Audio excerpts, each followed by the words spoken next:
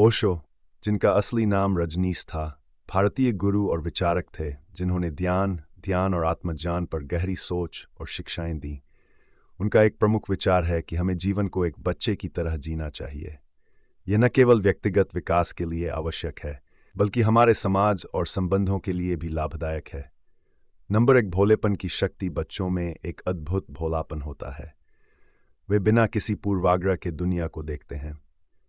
ओशो का कहना है कि यह भोलापन हमें जीवन की जटिलताओं से मुक्त कर सकता है। जब हम बिना पूर्वधारणा के सोचते हैं तो हम अधिक खुले और ग्रहणशील बनते हैं। यह एक महत्वपूर्ण गुण है जो हमें सच्चाई और आनंद की ओर ले जाता है। नंबर 2, जिज्ञासा और खोज। बच्चों की सबसे महत्वपूर्ण विशेषता उनकी जिज्ञासा है।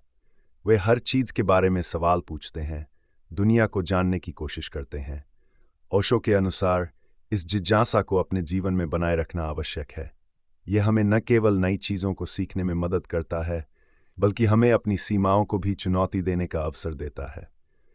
जब हम बच्चों की तरह सोचते हैं तो हम अपनी सोच के दायरे को बढ़ा सकते हैं। नंबर 3, प्रेम और स्वीकार्यता। बच्चों का प्रेम बिना शर्त होता है। वे किसी भी व्यक्ति या चीज़ के प्रति तुरंत प्रेम प्रकट करते हैं। ओशो का कहना है कि हमें भी अपने भीतर इसी प्रकार का प्रेम विकसित करना चाहिए। जब हम बिना किसी शर्त के प्रेम करते हैं तो हमारे रिश्ते गहरे और सच्चे हो जाते हैं। यह हमारे जीवन को खुशी और संतोष से भर देता है। नंबर 4, वर्तमान में जीना। बच्चे हमेशा वर्तमान क्षण में रहते हैं।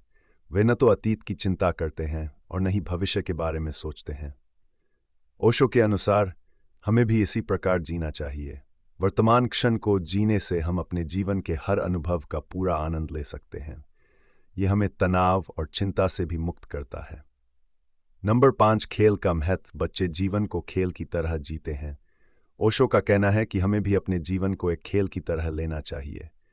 जब हम जीवन को खेल समझते हैं तो हम गंभीरता को छोड़ देते हैं और अधिक आनंद लेने लगते हैं।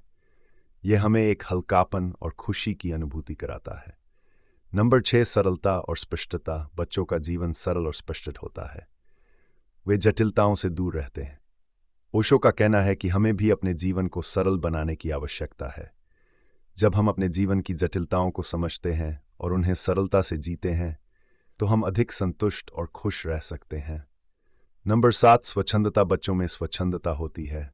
वे अपनी भावनाओं को खुलकर व्यक्त करते हैं। ओशो के अनुसार हमें भी अपनी भावनाओं को व्यक्त करने में संकोच नहीं करना चाहिए।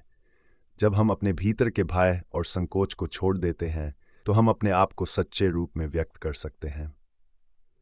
नंबर 8, ध्यान और संवेदनशीलता। बच्चे अपने आसपास की दुनिया के प्रति बहुत संवेदनशील होते हैं। ओशो का कहना है कि हमें भी अपनी संवेदनशीलता को बढ़ाना चाहिए। जब हम अपने चारों ओर की चीज़ों के प्रति जागरूक होते हैं तो हम अपने जीवन को और अधिक पूर्णता से जी सकते हैं। ओशो की शिक्षाएं हमें जीवन को एक बच्चे की तरह जीने की प्रेरणा देती हैं। उनका ये संदेश है कि यदि हम अपने भीतर के बच्चे को पुनर्जीवित करें तो हम न केवल अपने लिए बल्कि समाज के लिए भी एक सकारात्मक बदलाव ला सकते हैं।